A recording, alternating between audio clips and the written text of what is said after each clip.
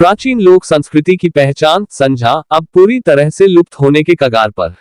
अब गांवों में भी कहीं कहीं ही सुनाई देती है शाम के समय संझा गीतों की गूंज। हमारे भारत में प्राचीन काल से ही विभिन्न प्रकार की लोक संस्कृति एवं तीज त्योहारों को मानने वाले लोग रहे हैं। यहाँ पर तीज त्योहारों पर मेहंदी, रंगोली, महावर, मांडने आदि बनाए जाते हैं। भाद्रपद माह के शुक्ल पूर्णिमा से सर्वपितृ अमावस्या तक चलने वाले 15 दिवसीय श्राद्ध पक्ष में कुंवारी कन्याओं द्वारा मनाया जाने वाला मालवा मेवाड़ का प्रमुख लोक पर्व संझा कुंवारी कन्याओं का एक ऐसा महापर्व है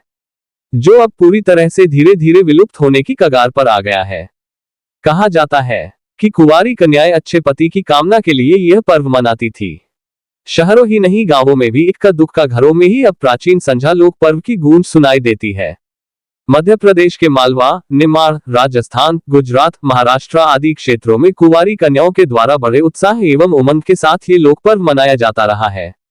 श्राद्ध पक्ष के पहले ही दिन से 16 दिन तक मनाया जाने वाले संझा लोक पर्व के अवसर पर कन्याओं की आस्था, विश्वास और आकांक्षाएं दीवारों पर बनाए जाने वाले विभिन्न प्रकार के मांडनों, भित्ति चित्रों, गाय भैंस के गोबर, फूल पत्तियों, रंगीन कागजों की लोक चित्रकारी के माध्यम से आदि शक्ति के विभिन्न स्वरूपों माता पार्वती, गोरा, दुर्गा आदि की पूजा आराधना के निमित्त जानी पहचानी जाती थी।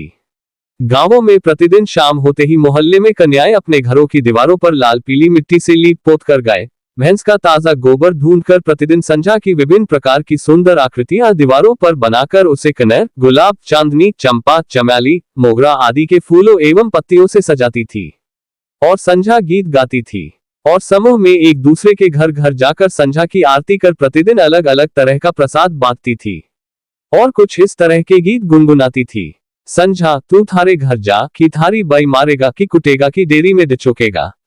ले संझा आरती, आरती में जीरो, जीरा में राय, राज करे भो जाए आदि और भी कई लोकगीतों से आराधना की जाती थी। पर विडंबना देखिए कि आज वास्तव में हमारी प्राचीन संस्कृति का एक प्रमुख अंग संझा हमेशा हमेशा के लिए हमारे गांव, हमारे घरों से हमेशा के लिए अपने घर के लिए चली गई है। नन्ही बालिकाओं द्वारा मनाए जाने वाले प्राचीन लोक संस्कृति का यह उत्सव इकट्ठा होकर गोबर लाओ, घर के बाहर दीवार लिपकर गोबर व रंगीन कागजों से प्रतिदिन विभिन्न भित्ति चित्र, कोट, कंगूरे, पालकी, पलना, सीढ़ी, चांद, सूरज, फूल पत्ते, घोड़ा बारात, गणपति और भी न जाने कितने तरह के चित्र रोज हर घर की बाहरी दीवार पर बनाए जाते थे और आखिरी दिन गोबर के बने विभिन्न भित्ति चित्रों को चमकीले रंगीन कागजों से आकर्षक रूप से सजाया जाता था। सभी बालिकाओं में आपस में अपनी संझा को सुंदर और आकर्षक बनाने की होड़ लगी रहती थी एवं आखिर में संझा को अमावस्या के अगले दिन पूजा अर्चना कर नदी में विसर्जित किया जाता था। आप देख रहे हैं रतनगढ़ सकल पर निर्मल मुंद्रा की स्पेशल खबर।